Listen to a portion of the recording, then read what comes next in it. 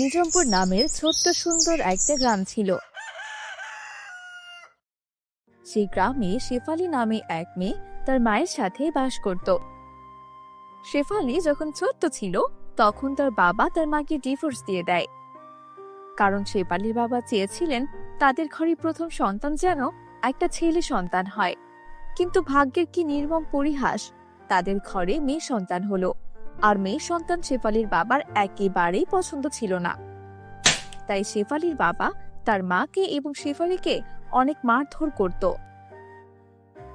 আর একদিন শেফালির বাবা দ্বিতীয় বিয়ে করে ঘরে নিয়ে আসে, আর শেফালি ও তার মাকে ঘর থেকে বের করে দেয়। শেফালি ও তার মা সেদিনই ঘর থেকে বেরিয়ে যায়। তারপর শেফালির মা শেফালিকে নিয়ে পাশের একটা গ্রামে চলে যায়।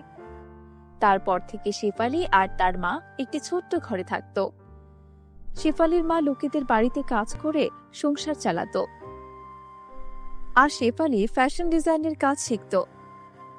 আর শেফালির মার মনে অনেক স্বপ্ন ছিল যে শেফালি একদিন অনেক বড় হবে, আর শেফালি নিজেও অনেক আগ্রহের সঙ্গে ফ্যাশন ডিজাইনারের কাজ শিখত।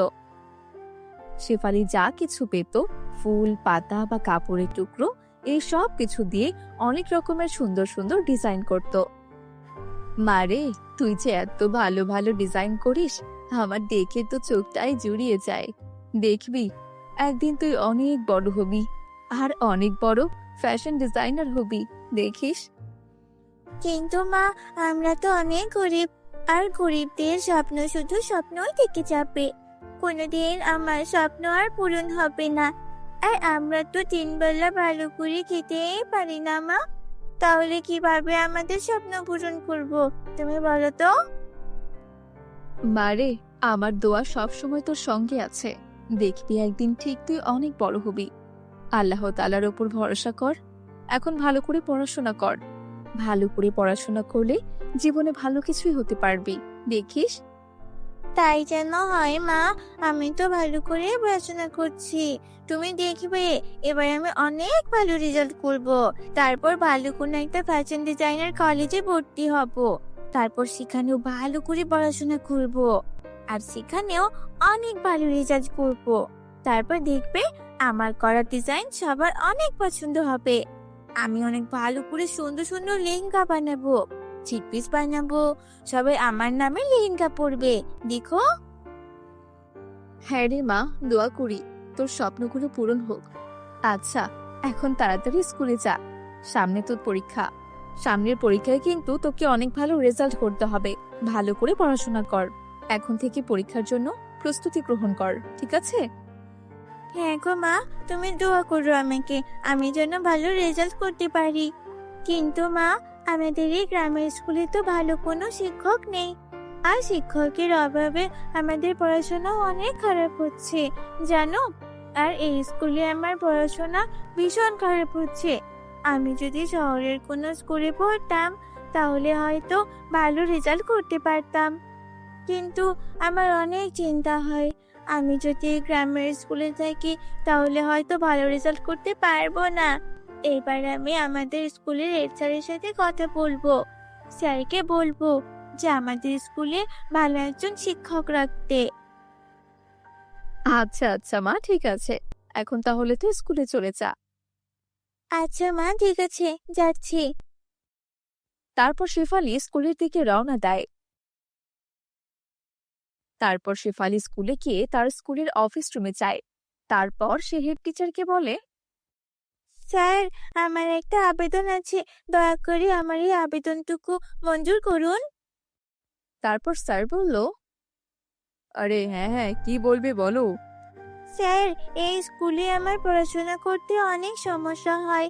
আমি যে সাবজেক্ট নিয়ে পড়াশোনা করি সেই সাবজেক্টের স্যার তো এখানে নেই, তাই আপনারা যদি একজন ভালো টিচার রাখতেন তাহলে ভালো হতো। তখন স্যার বলল, শোনো শেফালি, আমি জানি তোমার অনেক সমস্যা হয়, কিন্তু আমাদের যে কোনো কিছু করার নেই। আমরা অন্য একজন টিচার রাখতে পারবো না, কারণ এই স্কুলে আমরা যেই টাকা বেতন পাই তা দিয়ে আমাদের এই কয়েকজনেরই বেতন হয় না, আর অন্য একজন টিচার রাখার তো কোনো প্রশ্নও হয় না। তুমি তাহলে এক কাজ করো, তুমি শহরে চলে যাও, শহরে গিয়ে ভালো একটা স্কুলে ভর্তি হয়ে লেখাপড়া করো, তাহলে হয়তো অনেক দূর এগিয়ে যেতে পারবে। কিন্তু স্যার আমরা তো অনেক গরিব, আমরা তো দিনবেলা ঠিক মতো খেতেই পারি না, ভালো কোনো কাপড়ও পরতে পারি না। আমি কিভাবে গিয়ে শহরের স্কুলে ভর্তি হব? শোনো, তোমার জন্য একটা সুযোগ আছে। সামনের মাসে আমাদের এই স্কুলে একটা ফ্যাশন ডিজাইনের প্রতিযোগিতা হবে। তুমি চাইলে সেই প্রতিযোগিতায় অংশগ্রহণ করতে পারো। আর যদি সেই প্রতিযোগিতায় বিজয় হতে পারো, তাহলে তোমাকে শহরের আরেকটা প্রতিযোগিতায় নিয়ে যাবে। আর সেখানেও যদি তুমি বিজয় হতে পারো, তাহলে তোমাকে লক্ষ টাকা পুরস্কার দেবে। আর তা দিয়ে তুমি আর তোমার মা ভালো করে চলতে পারবে। আর তোমার লেখাপড়ার খরচও লাগবে না।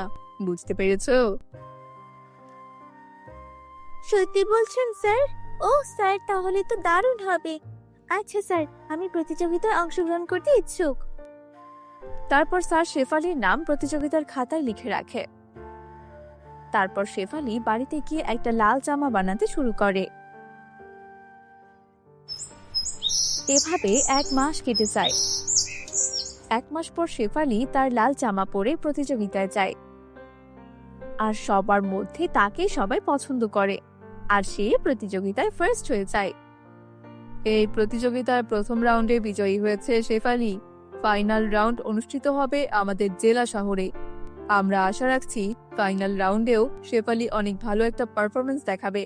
কি বলো শেফালি? অবশ্যই স্যার, আমি আমার সর্বোচ্চ দিয়ে চেষ্টা করব।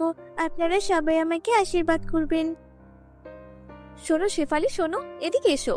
তোমাকে আমি একটা সিক্রেট বলি, শোনো।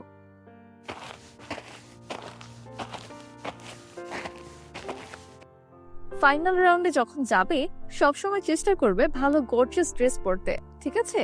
সেখানে ড্রেস দিয়েই সবার নজর কাটতে হয়। যদি আজকের এমন ড্রেস পরে যাও না, তবে আর সেখানে প্রথম কোনো নামটাই থাকবে না তোমার। শোনো, বাজারে 10 থেকে 15 হাজার টাকার মধ্যে ভালো ভালো লেহেঙ্গা পাওয়া যায়। একটা লেহেঙ্গা কিনে তারপর যেও, কেমন? নয়তো শহরে গিয়ে আমাদের স্কুলের নাম বদনাম করিও না। নয়তো শহরে গিয়ে আমাদের স্কুলের বদনাম কামিও না। এই আমি তোমাকে বলে দিলাম, বুঝতে পেরেছো?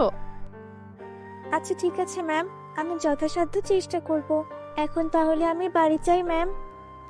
হ্যাঁ হ্যাঁ, তাই যাও। তারপর শেফালি খুব মন খারাপ করে তাদের বাড়িতে চলে যায়। শেফালির মনটা খারাপ দেখে তার মা বলে, কি রে শেফালি, তুই কি আজকের প্রতিযোগিতায় প্রথম হতে পারিসনি? শোন না, এবার পারিসনি তো কি হয়েছে? সামনে ঠিক প্রথম হবি। মন খারাপ করিস না রে মা। আরে মা, আমি আজকের প্রতিযোগিতায় প্রথম হয়েছি তো। সে কি কথা? প্রতিযোগিতায় প্রথম হয়েছিস, তাহলে মুখটা অমন ভার করে রেখেছিস কেন রে? কি হয়েছে, মাকে খুলে বল। আসলে মা, আমি ফাইনাল রাউন্ডের জন্য সিলেক্ট হয়েছি, কিন্তু ফাইনাল রাউন্ড অনুষ্ঠিত হবে শহরে। আর সেখানে অংশগ্রহণ করতে হলে ভালো লেহেঙ্গা পরে যেতে হবে। আমার তো ভালো একটা জামাও নেই, লেহেঙ্গা কোথায় পাবো বলো? ধুর পাগলি মেয়ে একটা। হ্যাঁ, একদম চিন্তা করিস না তো। কয় টাকা আর লাগবে? তোকে আমি সুন্দর একটা লেহেঙ্গা কিনে দিব, বুঝেছিস? বাজে বকো না তো মা, লেহেঙ্গার দাম সম্পর্কে তোমার কোনো ধারণা আছে? হ্যাঁ, এক একটা লেহেঙ্গার দাম 10 থেকে 15 হাজার টাকা। তো কি হয়েছে, আমি তোকে কিনে দেব, তুই চিন্তা করিস না রে মা। ঠিকই কথা মা, এতগুলো টাকা তুমি কোথায় পাবে মা? অনুষ্ঠানে তো আর মাত্র 7 দিন বাকি আছে। আহা, তোকে আমি কি বললাম বলতো? তুই 7 দিনের মধ্যে লেহেঙ্গা পেয়ে যাবি, বুঝেছিস? আচ্ছা মা, ঠিক আছে। এরপর এভাবে 6 দিন কেটে যায়। পরদিন শেফালির অনুষ্ঠান। রাতে খাবার শেষে শেফালি দ্রুত ঘুমিয়ে পড়ে। আর শেফালির মা বাইরে বসে বসে খুব চিন্তা করতে থাকে। হায় বিধাতা, কাল আমার মেয়ের অনুষ্ঠান, আমি কিভাবে ওর জন্য একটা লেহেঙ্গা ম্যানেজ করব? লেহেঙ্গা না হলে যে মেয়েটা আমার অনুষ্ঠানে যেতেই পারবে না। কি অভাগা মা আমি! হ্যাঁ, কি করব আমি? আমার যে বেঁচে থেকে কোনো লাভই নেই।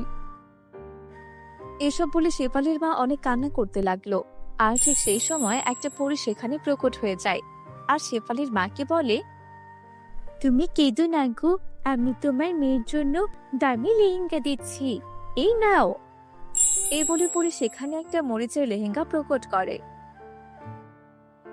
আরে পরি, এটা তো মরিচের লেহেঙ্গা। এটা আমার মেয়ে কিভাবে পরি অনুষ্ঠানে যাবে, তুমি বলো তো? শোনো, এটা কোনো সাধারণ লেহেঙ্গা না, এটা একটা জাদুর লেহেঙ্গা। এই লেহেঙ্গাটা তোমার মেয়েকে প্রতিযোগিতায় প্রথম করবে আর তোমাদের সমস্ত অভাব দূর করে দেবে। তুমি দেখো। এই বলে পরি সেখান থেকে অদৃশ্য হয়ে যায়। পরদিন শেফালি মরিচের লেহেঙ্গা পরে প্রতিযোগিতায় অংশগ্রহণ করে, আর সেখানেও শেফালি ফার্স্ট হয়, আর সে $1,00,000 পুরস্কার পায়। তারপর শেফালি ও তার মা শহরে থাকতে লাগে, আর শেফালিও সেখানকার বড় একটা স্কুলে ভর্তি হয়। তাদের দিন খুব ভালোভাবেই চলতে থাকে। তো বন্ধুরা, গল্পটি ভালো লাগলে চ্যানেলটি সাবস্ক্রাইব করে দিও। আর আজকের গল্পটি কেমন হয়েছে তা কিন্তু অবশ্যই কমেন্টে জানিয়ে দিও।